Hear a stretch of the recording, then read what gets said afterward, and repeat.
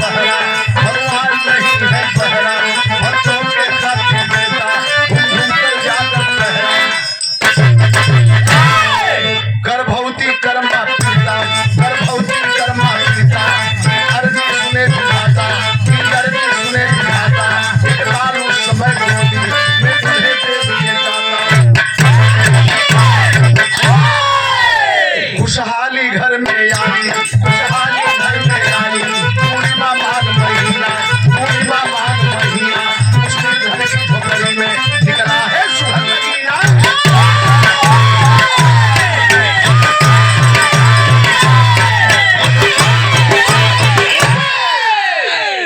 इनकर हाई बेसवा उड़त भर भर कर। पूर्णिमा के दिन मतारी के गोद में आपका जन्म हुआ।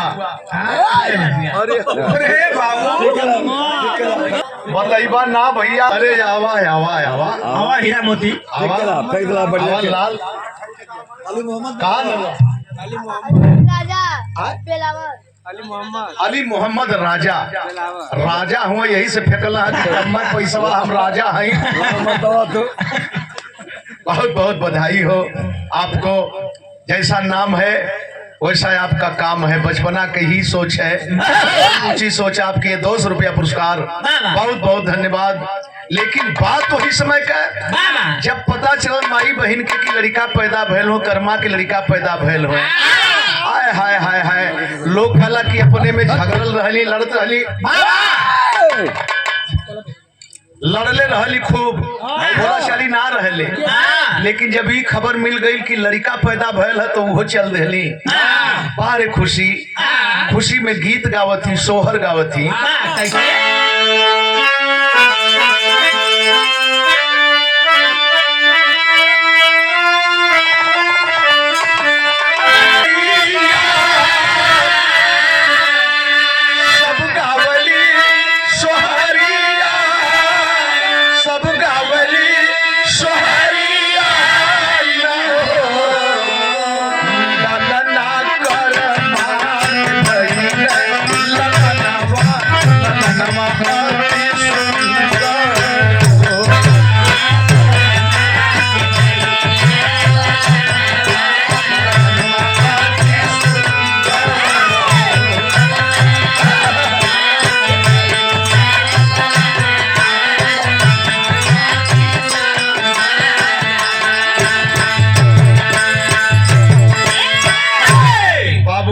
सिंह बिलावर पिछवाड़ी की धरती से 100 रुपये पुरस्कार, बहुत बहुत प्रणाम करते हैं इस मांगलिक भाव पर। इतना ना रवि जैसा झोपड़ी में प्रकाश, रवि जैसा झोपड़ी में प्रकाश,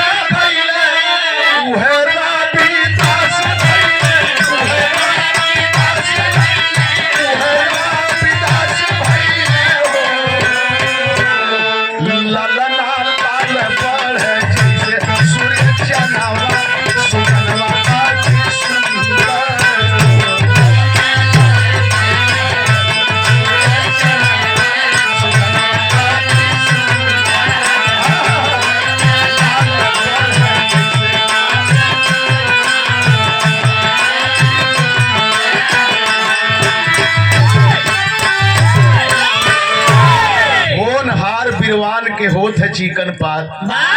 बचपना में ही चेहरा को देख करके, सूरत को देख करके माँ बहने के मुंह से बधाई के समय कुछ आवाजें निकलने लगी। बड़ा होनहार हुए, बड़ा सूरतगर हुए हैं, आए हाय। और वही आगे चल के रविदास जी के नाम से प्रसिद्ध हुए। लेकिन बचपना में लक्षण कैसन दिखायल, फिल्म का गीत लग गई।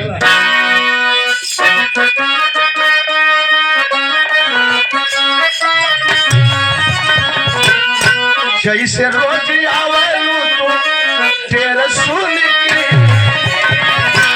आई वरी निदिया निडरी बन के, बुध बैरागी जैसे बचपन में वैसे रविदास भरा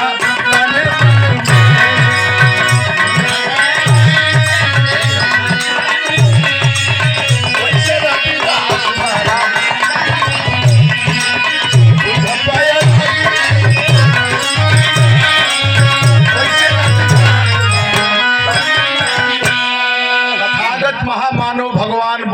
पैदा हुए। बताया जाता है कि जमीन पर पांव रखे 7 कदम चले, और जब 7 कदम चले तो पैर के नीचे का निशान कमल फूल का निशान दिखाई दिया। माँ बाप को उसी समय आखिरकार सोच बन गई, ये तो बैराग का चिन्ह है। वो है हाल इनकर भइल। जब धीरे धीरे सयाने होने लगे तो इनकर रूप रंग, इनकर भाव स्वभाव बैराग के तरफ होखे लगे। बचवा का हाल देख के झंखर बाबू मैया लोनी नाम लड़की से कह देला सगैया। भगती का भाव जागल दुल्हन में,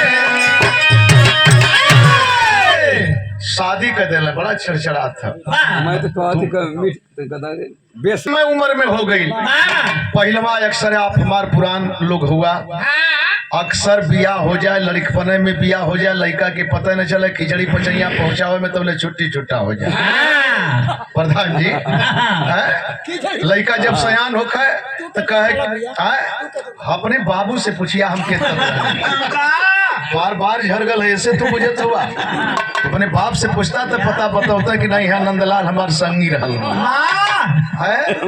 बनावटी ना ये उनकर बेटा हुआ है, हमारे विषय में जानल चाहत हुआ है।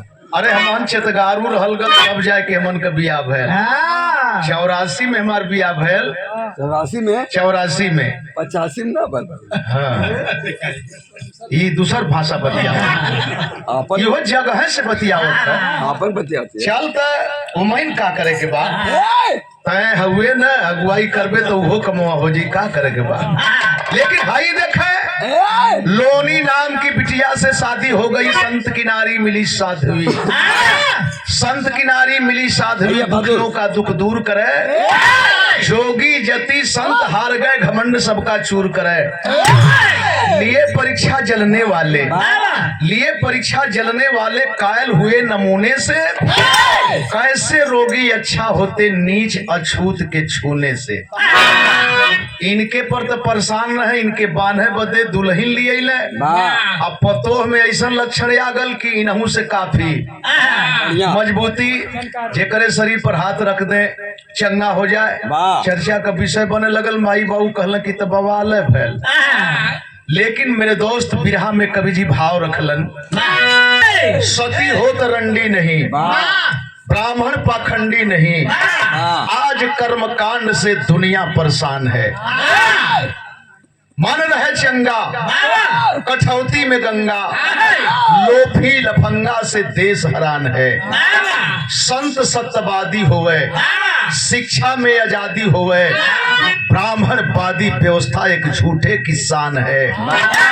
जन्म से चमार सब, जन्म से चमार सब पाए एक यकार सब, शील सदाचार के बस भूखे भगवान है। कौनो भगवान ही ना कले वही कि हमके पुआ पकवान चाहिए। कबहू ना भक्ति निष्ठा के साथ पुरोहित नहाए जात हुआ कहले कि महाराज यह कमवा करवा चला नहाला। कहला कि नहाए का समय तो ना है, एक पैसा हाई ले जाके गंगा में दान कर दिया। एक तो जात ना हो, दूसरे अरहय देहले, बड़ा भारी पड़े लगल। लेकिन निष्ठा देखे नहाए के चले लगने लोगों तो सोचे लगले कि रविदास देहला पैसवा गंगा के दान करे के। और गंगा में जब फेंकले तो हाथ ऊपर आया, पैसा थाम लिया। उसके बदले प्रमाण मिलता है कि कंगन दिया, और कंगन ले जाके अपने घरे पंडिताइन जी के दे देहले। और ई जोन बाड़ी तोन बहुत सोचे लगले कि हम लेके का करब, ई धन दौलत लेके का करब, जाके रानी के दे देली। और रानी सोचे लगली कि एक हाथ का कंगन बिना मर्द का मेहरारू जैसन ले जाके राजा के देखौली। कहली कि मंगा दा, एक जोड़ा मंगा दा। वही में पकड़ा गई ने लोगन, चोरिये पकड़ा गई। स्वागत कर दे। संत थे लेकिन जननायक बन करके काम किए। और इनके विषय में आप जानते, रात तो काली होती ही है, भैया भैया रात तो काली होती ही है, दीन भी काला होता। अगर न आते भीम नामक सूरज तो भारत में कभी न उजाला होता। दे दिया अधिकार सब संविधान बना करके हमको, दे दिया अधिकार सब संविधान बना करके हमको, नहीं तो आज भी हम गरीबों के लिए स्कूलों में बंद ताला होता, बंद ताला होता। राम सिंह बवाल बढ़े लगल, और जब बवाल बढ़े लगल तो संकेत लगल तर्ज का।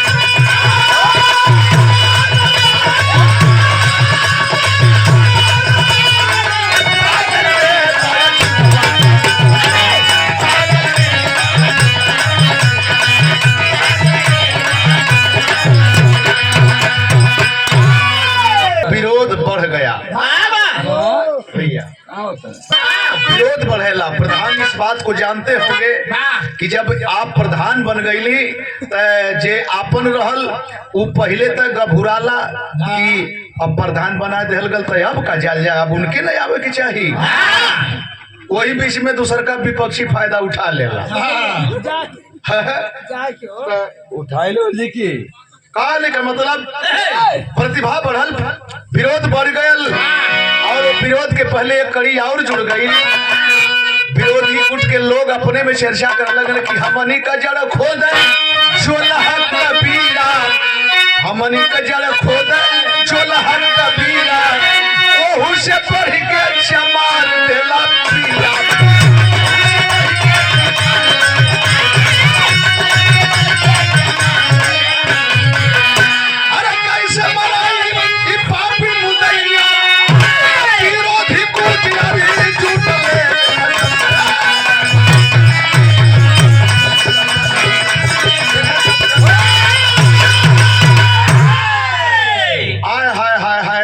कबीर साहब सीनियर हैं, कबीर साहब से तंग थे लोग, कबीर साहब से बहुत परेशान थे।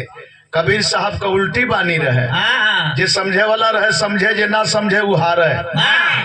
और यही सोच रहे हैं कि कबीर से परेशान रहबे कल तब ले चमार आगल और नाक में पानी भर देहलस। अब उपाय लगाओ लगने कि एकर जड़िए समाप्त करा, जड़िए समाप्त करा। और जड़ समाप्त करने के लिए लोग करते क्या है, संकेत लगाओ।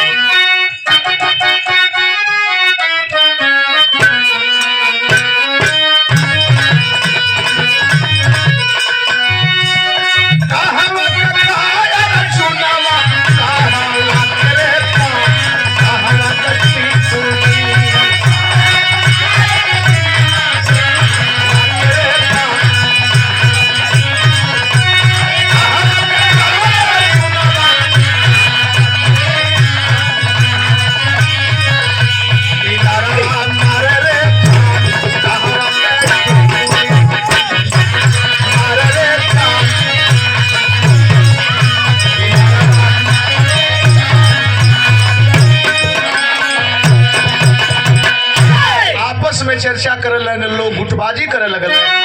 कैसे मराई मुदैया कर मन विचार, जमाना मारी में ले बाय अपने हाथे हथियार, जमाना मारी में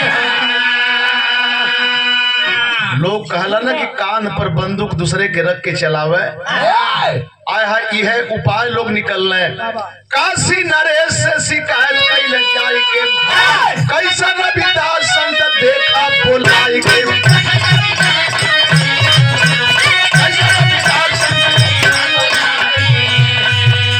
काशी नरेश के दरबार में पहुंचे लोग और जाकर के शिकवा करते रहे, महाराज ये तो नई हो गई, चमारो भक्ति करे लगल। चमार में जौनी कहते व्यक्तिगत ना, पहल के लाइन बोले कि जन्म से चमार सब, पाए एक आकार सब, शील सदाचार के बस भूखे भगवान है। के बिना चमड़ा कहो, के बिना हड्डी कहो, के बिना खून पानी कहो, सब चमार हो, लेकिन ये जैन, हाँ सब पांच तत्व कहो, लेकिन ये जैन आए के हमन के बांट देहल गए, जातियन में बांट देहल गल, धर्म में बांट देहल गल। नहीं तो चाहे हिंदू हो, चाहे मुसलमान हो, चाहे सिख हो, ईसा हो, कोई भी हो, सब लोग चमार हैं। इतने ना हो भैया, बात बिगड़ गई। काशी नरेश कहला कि ठीक है, दोनों दल को हम बुलवाते हैं। दोनों दल आयल, और जब दोनों दल के बैठा ले, एक ठे कुर्सी पर शालिग्राम प्रस्तर की मूर्ति रखे और मूर्ति रख करके ऐलान कर दिए कि इसको अपने मंत्र उच्चारण से जो मूर्ति अपने करीब में बुला लेगा वो जीतेगा, और जो नहीं बुला पाएगा वो हारेगा, और हारेगा तो हारने वाले को सजा क्या मिलेगी। तब से प्रचलन है, पालकी का प्रचलन है।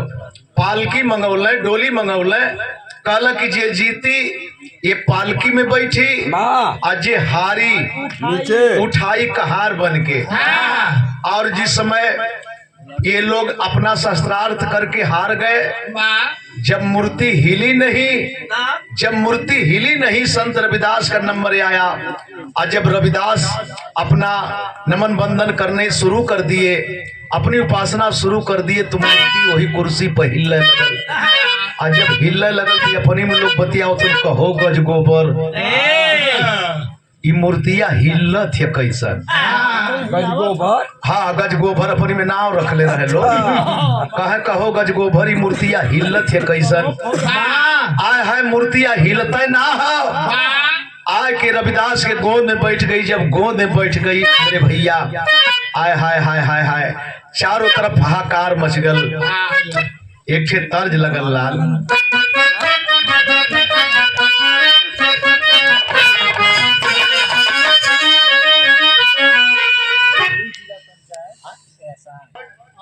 अल्पसंख्यक, ये 500 रुपए का पुरस्कार आप साहब की तरफ से हम चाहेंगे एक बार जोरदार आपके सम्मान में ताली बजा के स्वागत कर दें। और समय जब आवे अदा करे और निभावे, ओकर साथ देवे के चाहिए, वफादारी करे के चाहिए। आय हाय इतना ना,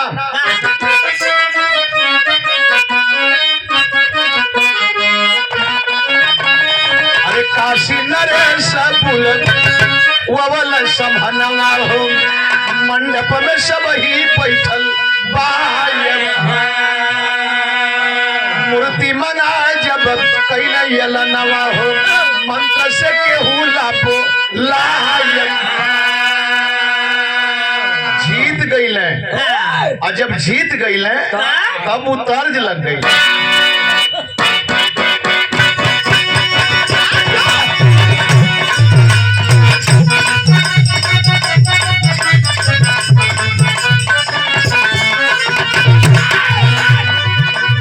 निबिया के डरिया के टोलिया बनल बा, निबिया के डरिया के टोलिया बनल बा, निबिया पतैया के टोलिया बनल बा,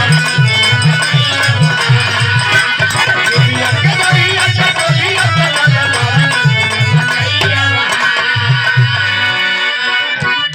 पालकी में बैठे देवलोक से चलली भवानी न हो, देवता बनल है कहाँ। काशी शहर में में चर्चा हो गई शेरवा हो गई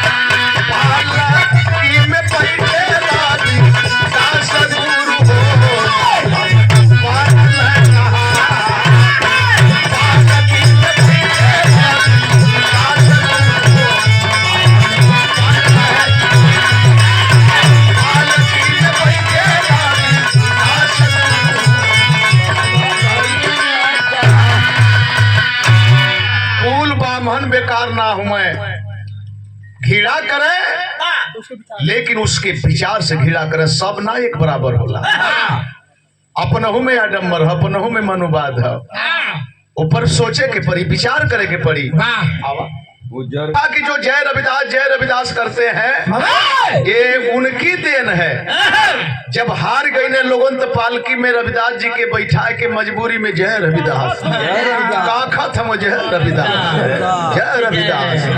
लेकिन हम तो मजबूरी राजा का आदेश है हाँ गजोधरा तक ढेर हाफ है ये बदे हाफ है कि लगे कि कुल बलवा अकेला ठोवत था सबसे घृणा ना विचार से घृणा करें मनुवाद के विषय में बतौली कुछ ऐसा मनुवाद हो जौन की हर जगह पावल जाला कोनो सोखा रहे ना बहुत बढ़िया सोखैती करे बड़ी अड़गुड़ विद्या है एक दिन केहू का भूत बांधत रहल अपने मन का आकाश से पताल से खींच के धरती से खेत से खरिहान से हिताई से मिताई से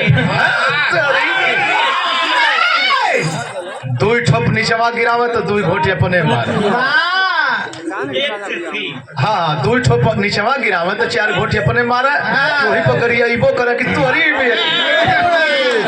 हाँ खाए के हराम कर गईले सोचे वही बीच में मेहरुआ रोटी बनाए के तोप के पानी आने चल गई आई अपने मर के घिचुआत हुए घिंचत हुए कुल भूत बानत हुए कड़कड़ाए के आ तबले कुकुरा रोटिया कुल लेके भाग गए कौन कुकुरा पानी लेके आइल ताकत है कि कुकुर तो रोटी लेके जात आई बान्हत हुए अपने मन के जब बानी भइले तनी शांत भइले तो कलश की काहो कुल बन्हा गईले कि ना तो कल के रे बुझरी तो हमके का बुझैली हाँ एको ना छूटल हो कल नहीं एक आठे छूटल हो तन से देख लिया फिर से कल कि नहीं रे कुल घींच दिली कलश करे तोर मुंह फूको दूसरे का भूत बानत हुए आ दुआरी पर टाटी ना भरले कुकुरा तक रोटिया ले गए